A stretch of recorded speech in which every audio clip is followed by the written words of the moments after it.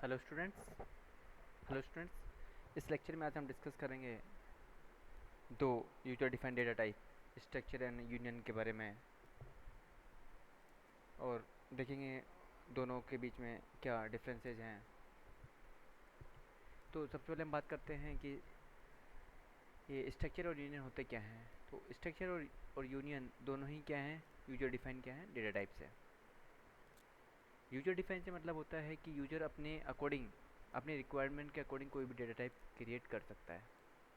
जैसे जिस तरह का उसको डेटा स्टोर करना है उस तरह का डेटा टाइप वो खुद क्रिएट कर सकता है।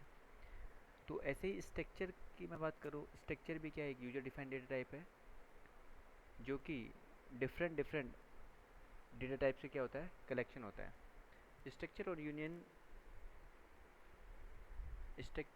यूनियन में कुछ डिफरेंसेस हैं जो मैंने यहाँ पे लिस्ट किए हुए हैं।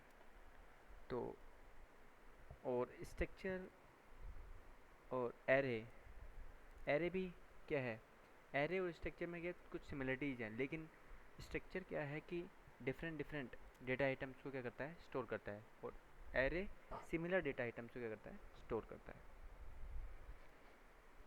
स्ट्रक्चर के और यूनियन के अंदर जो भी डेटा या वेरिएबल डिक्लेयर करेंगे वो सभी डेटा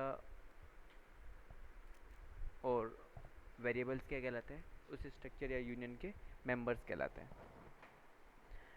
तो हम डिफरेंस की बात करते हैं तो स्ट्रक्चर को हम स्ट्रक्ट कीवर्ड के साथ डिफाइन करते हैं और यूनियन को यूनियन कीवर्ड के साथ क्या करते हैं, डिफाइन करते हैं। दूसरा डिफरेंस है, स्ट्रक्चर के अंदर जो भी मेंबर्स होंगे, जितने भी मेंबर्स मैं डिक्लेयर करूँगा उस स्ट्रक्चर के अंदर, उन सभी के लिए अलग अलग से क्या होगी, मेमोरी अलोकेट होगी। लेकिन यूनियन में क्या होगा, जितने भी डेटा मेंबर्स होंगे या उसके मेंबर्स होंगे उनके लिए एक कॉमन मेमोरी अलोकेट होगी, और वो कॉमन मेमोरी उन डेटा मेंबर्स में से जो सबसे लार्जेस्ट साइज़ का डेटा मेंबर होगा उसके अकॉर्डिंग क्या होगी, अलोकेट होगी। थर्ड डिफरेंस देखते हैं, स्ट्रक्चर में प्रत्येक मेंबर के लिए अलग अलग मेमोरी क्या होती है, अलोकेट होती है, जबकि यूनियन में सभी डेटा मेंबर्स के लिए एक शेयर्ड मेमोरी क्या होती है, अलोकेट होती है।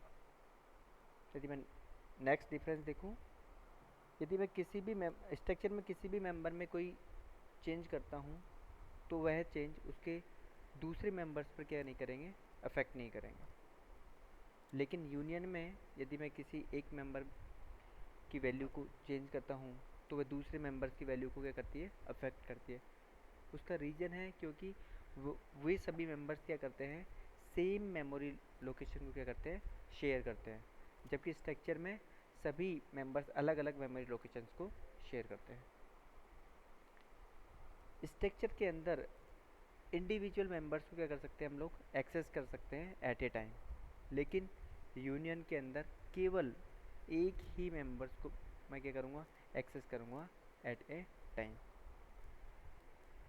और लास्ट डिफरेंस, स्ट्रक्चर के अंदर उसके जितने भी मेंबर्स हैं मैं उन सभी को क्या कर सकता हूँ, एक ही टाइम पे क्या इनिशलाइज कर सकता हूँ, उनकी वैल्यू को क्या कर सकता हूँ, इनिशलाइज कर सकता हूँ। लेकिन यूनियन के अंदर एक बार में एक ही मेंबर क्या होगा, इनिशलाइज होगा।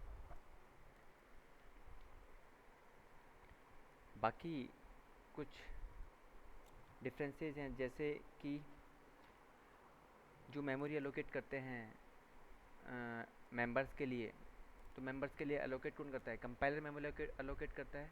तो स्ट्रक्ट कीवर्ड से कंपाइलर को यह पता लग जाता है कि मेमोरी शेयर्ड मेमोरी अलोकेट होगी या उन मेंबर्स के लिए different different memory location allocate होगी। अब देखते हैं एक एग्जांपल जिसके अंदर हमने एक स्ट्रक्चर को डिफाइन किया हुआ है और एक यूनियन को डिफाइन किया हुआ है। तो स्ट्रक्चर, जैसे यहाँ पे मैंने एक स्ट्रक्ट कीवर्ड के साथ EMP नाम से एक स्ट्रक्चर क्रिएट किया है और एक यूनियन नाम से एक स्ट्रक्चर यूनियन में भी मैंने एक EMP नाम से यूनियन क्रिएट किया है। इसके अंदर मैंने दो मेंबर्स लिए हैं, दो वेरिएबल डिक्लेयर किए हैं, एक कैरेक्टर x और फ्लोट y। इनको क्या बोलता हूँ मैं, स्ट्रक्चर एंड यूनियन के दोनों के केस में मेंबर्स बोलता हूँ। स्ट्रक्चर के ये क्या है, मेंबर्स। तो इन मेंबर्स के लिए, और जो मैं ई जो डिक्लेयर किया है वो ई क्या है, स्ट्रक्ट टाइप का क्या है, वेरिएबल है। स्ट्रक्ट टाइप का क्या है, वेरिएबल। और यहाँ पे यूनियन टाइप का क्या हो जाएगा, ये ई क्या हो जाएगा, वेरिएबल हो जाएगा। तो यहाँ पे यदि स्ट्रक्चर की बात करूँ तो स्ट्रक्चर में कैरेक्टर कितने बाइट का लेता है, 1 बाइट, और फ्लोट कितना रहता है, 4 बाइट। टोटल कितना हो गया, 5 बाइट। तो स्ट्रक्चर के केस में 5 बाइट का क्या होगा, एक मेमोरी क्या होगी, अलोकेट होगी। करेक्ट, एक्स के लिए अलग अलग से मेमोरी स्पेस होगा और वाई के लिए अलग से मेमोरी स्पेस होगा। क्लियर। लेकिन यदि यूनियन के केस में बात करूँ तो यूनियन में एक्स और वाई दोनों में से लार्जेस्ट कौन सा है, फ्लोट वाला। तो 4 बाइट का क्या होगा, मेमोरी स्पेस क्या होगा, अलोकेट होगा। और ये 4 बाइट का मेमोरी स्पेस क्या होगा, शेयर्ड मोड में रहेगा। इसको कौन कौन शेयर करेगा, एक्स भी शेयर करेगा और वाई भी शेयर करेगा। इसके अंदर यदि मुझे किसकी एट ए टाइम कितने वेरिएबल्स की वैल्यू मैं रख सकता हूँ, ओनली 1 वेरिएबल की वैल्यू, ओनली 1 वेरिएबल की क्या वैल्यू क्या रख सकता हूँ। यदि मुझे दूसरे वेरिएबल की वैल्यू डालनी है तो उसको क्या करना पड़ेगा, ओवरराइट करना पड़ेगा। यदि यहाँ पे मान लो 6-7 मेंबर्स होते हैं तो 6-7 मेंबर्स के द्वारा ये मेमोरी क्या होती, शेयर्ड होती। लेकिन इसके केस में इन 6-7 के लिए अलग से सारी मेमोरी क्या होती, एक साथ क्रिएट होगी, ऐसे अलग अलग मेमोरी एलोकेट होती। और वह मेमोरी उन मेंबर्स के लिए इंडिविजुअली क्या होती, अलोकेट होती और एक्सेस करते उनके वैल्यूज़ को। तो ये कुछ डिफरेंस थे स्ट्रक्चर और यूनियन में। Thank you.